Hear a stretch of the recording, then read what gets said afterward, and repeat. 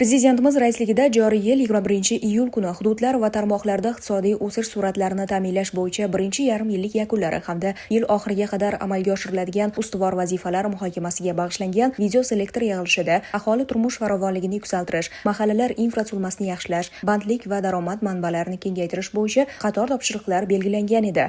Mazkur topshiriqlar ijrosini ta'minlash maqsadida shu kunning o'zida Surxondaryo viloyati hokimi Ulug'bek Qosimov Muzrabot tumanidagi Do'stlik mahallasida bo'lib, hududdagi mavjud muammolarni xonadonbay o'rgangan hamda ularni qisqa muddatlarda bartaraf etish yuzasidan mutasaddilarga aniq vazifalar belgilab bergan edi.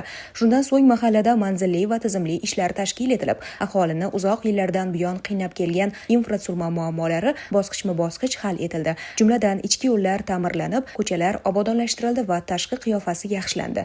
Elektr energiyasi hamda ichimlik suvi ta'minoti bilan bog'liq muammolar bartaraf etildi. Ariq va zovurlar tozalandi, yashil hududlar kengaytirildi. Aholi yashash muhiti yanada obod va shinam holatga keltirildi.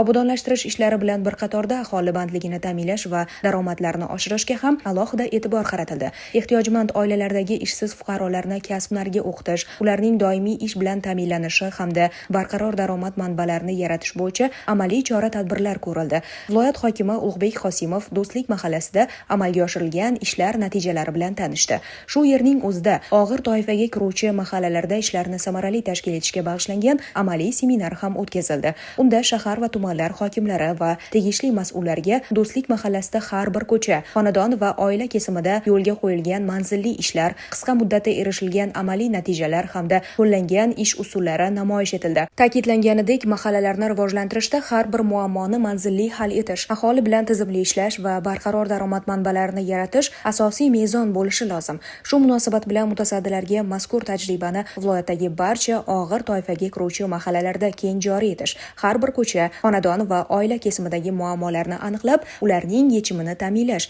aholi bandligi va daromadlarini oshirishga qaratilgan ishlarni qat'iy nazorat asosida tizimli tashkil etish bo'yicha aniq vazifalar yuklatildi.